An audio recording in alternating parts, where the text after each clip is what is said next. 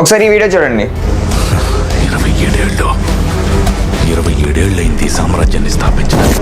నేను Rolex all right ఎవరైతే ఆకలితో ఉన్నాడో వాడిని ఎప్పుడు ఆపలేడు. ఇలాంటి ఒక డ్రగ్ డీలర్, ఇలాంటి రోలెక్స్ లాంటి ఒక క్యారెక్టర్ రియల్ లైఫ్ లో ఉందని చెప్తే మీరు ఆశ్చర్యపడతారా? ఒక డ్రగ్ డీలర్ మూవీ ప్రొడ్యూసర్ అనే వేషంలో పొలిటికల్ పార్టీ లీడర్స్ తో కలిపి ఇంటర్నేషనల్ గా డ్రగ్స్ స్మగ్లింగ్ చేస్తున్నాడు అంటే మీ వల్ల నమ్మడానికి అవుతుందా? అయినా డ్రగ్ డీలింగ్ జరిగింది కూడా ఎక్కడి నుంచో కాదు, జస్ట్ మన ఆంధ్రప్రదేశ్, మన తెలంగాణ పక్కన ఉండే తమిళనాడులో ఉండే చెన్నై నుంచి. ఇంచుమించు ప్రతి దేశంలో కూడా పసిపిల్లల దగ్గర నుంచి పెద్దవాళ్ళ వరకు ప్రతి వాళ్ళకి కూడా డ్రగ్స్ ని సప్లై చేశారు అతను. సింపుల్ గా చెప్పాలంటే ఒకే ఒక గ్యాంగ్ నుంచి 2000 కోట్ల టర్న్ ఓవర్ 3 సంవత్సరాల్లో 45 కంటైన్మెంట్ల ద్వారా పంపించారు అతను. సింపుల్ గా చెప్పాలని అంటే డ్రగ్ డీల్ చేయడానికి కావాల్సిన ప్రతి కంపెనీని తను స్థాపించుకున్నాడు అనమాట తన పేరు మీద. చెప్పాలని అంటే మూవీ ప్రొడక్షన్స్ కానివచ్చు, లేకపోతే సీ ఫుడ్ కంపెనీ కానివచ్చు, కొరియర్ కంపెనీ కానివచ్చు, వివిధ రకాల కంపెనీలు అయితే తను స్థాపించాడు. ఒక సంవత్సరం ముందు వరకు చెన్నై నుంచి అమెరికా వరకు మొత్తాన్ని కూడా గడగడలాడించి గుప్పెట్లో పెట్టుకున్న రకం తను. పాబ్లో ఎస్కోబార్ తెలుసు కదా మీకు, one of the top drug dealer అనమాట. సో ఇతన్ని పట్టుకున్న DEA,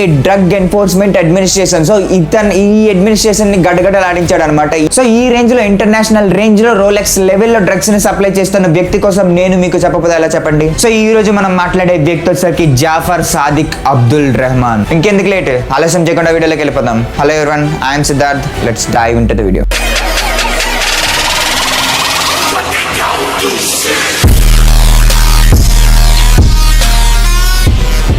కంప్లైంట్ ఇవ్వడానికి కారణమైన DEA వాళ్ళకి ఎలా తెలిసిందని మనం మాట్లాడుకున్నట్లయితే, ఆస్ట్రేలియా అండ్ ఆల్సో న్యూజిలాండ్ లో వచ్చేసరికి చిన్న పిల్లలు తినే పౌడర్స్ నుంచి అండ్ ఆల్సో పెద్దవాళ్ళు యూజ్ చేసే కోకోనట్ ప్రొడక్ట్స్ వరకు ప్రతి దానిలో కూడా డ్రగ్స్ ఉన్నాయని చెప్పేసి చెప్పారు అనమాట. సో దాని వల్ల ఇండియాకి కంప్లైంట్ వచ్చింది. సో ఇండియా వాళ్ళు అడిగారు అనమాట, ఇండియాలో ఎక్కడ అని చెప్పేసి అడగగా వాళ్ళు చెప్పే ఆన్సర్ వచ్చేసరికి ఢిల్లీ. ఏంటి బ్రో నువ్వు తను చెన్నై నుంచి అన్నావు, మరి ఇప్పుడు ఢిల్లీ అంటున్నావు, రెండింటికి ఏం కనెక్షన్ మీరు మాట్లాడుకున్నట్లయితే చెప్తా వినండి. అయితే ఆస్ట్రేలియా వాళ్ళు, న్యూజిలాండ్ వాళ్ళు వీళ్ళంతా కూడా యూజ్ చేసిన ప్రొడక్ట్స్ వచ్చేసరికి ఇండియా నుంచి వచ్చినాయి. ఢిల్లీలో ఉండే ఒక గోడౌన్ నుంచి, ఆ గోడౌన్ లోకి వెళ్ళి రైడ్ చేయగానే అక్కడ ముగ్గురు పీపుల్ ఉన్నారనమాట. ఆ ముగ్గురిని కూడా అరెస్ట్ చేయడం జరిగింది. అండ్ వాళ్ళందరూ కూడా తమిళనాడుకు సంబంధించిన వ్యక్తులు అనమాట.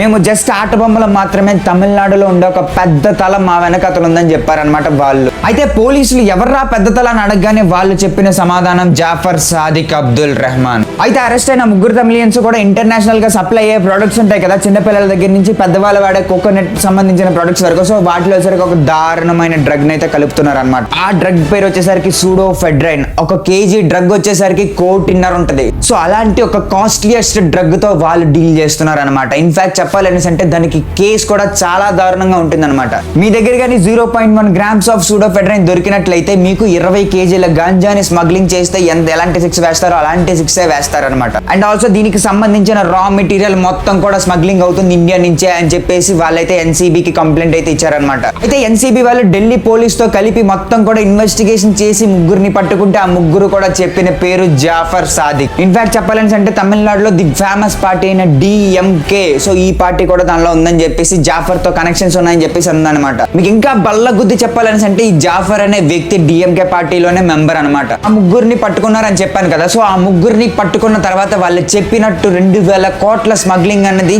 జస్ట్ వాళ్ళ ముగ్గురు ద్వారా, ఆ ఒక్క బ్యాచ్ ద్వారానే జరిగిందనమాట. మెయిన్ గా డ్రగ్ స్మగ్లింగ్ వచ్చేసరికి 4 దేశాల మధ్య కాంటాక్ట్స్ తో జరిగిందనమాట. India, Australia, New Zealand, Malaysia. సరే జాఫర్ సాదిక్ ఎవర్రా అని ఇన్వెస్టిగేషన్ చేస్తున్నట్లయితే తను ఒక బిగ్ షాట్, ఒక మూవీ ప్రొడ్యూసర్, ఒక సీ ఫుడ్ కంపెనీ ఓనర్, ఒక courier company owner and also ఒక పొలిటీషియన్ కూడా. సో ఇలాంటి ఒక పెద్ద షాట్ ని, ఒక పెద్ద తలని పట్టుకోవాలని అంటే పెద్ద మొత్తంలో ఇన్వెస్టిగేషన్ జరగాలి అండ్ ఆల్సో అక్కడ జరిగింది కూడా. సో తిన్నగా జాఫర్ ఇంటికి నోటీస్ పంపిస్తే తను అక్కడ లేడనమాట, సినిమాల్లో ఆబ్వియస్ గా చూపించినట్టే. అదే సెక్యూరిటీ అడగగా చెప్పింది ఏంటంటే తను వచ్చరికి రిలేటివ్స్ కి బాగోకపోతే వెళ్ళాడు అని చెప్పేసి అన్నారనమాట. అయితే డీప్ గా ఇన్వెస్టిగేషన్ చేస్తే తేలింది ఏంటంటే ఇది చేసింది ఒక్కడు కాదు, ముగ్గురు అని చెప్పేసి. ఆ ముగ్గురు కూడా ఎవరో కాదు, ఓన్ బ్రదర్స్ అనమాట. సో ముగ్గురు అన్నదమ్ములు కలిసి 4 దేశాలని డ్రగ్స్ సామ్రాజ్యం చేసేసారనమాట. అయితే పోలీసులు ఇన్వెస్టిగేషన్ స్టార్ట్ చేయగానే వాళ్ళ ముగ్గురు కూడా అబ్స్కాండ్ అయిపోయారు అనమాట. ఇన్ఫాక్ట్ చెప్పాలని అంటే జాఫర్ 5 సిమ్ కార్డులు మార్చారు, చాలా స్టేట్స్ లో అయితే తిరిగాడు అనమాట. బట్ NCB వదలదు కదా, నార్కోటిక్స్ కంట్రోల్ బ్యూరో వచ్చేసరికి బేభత్సమైన ఎఫెక్ట్ అయితే పెట్టింది, ఎఫర్ట్ కూడా పెట్టింది అనమాట.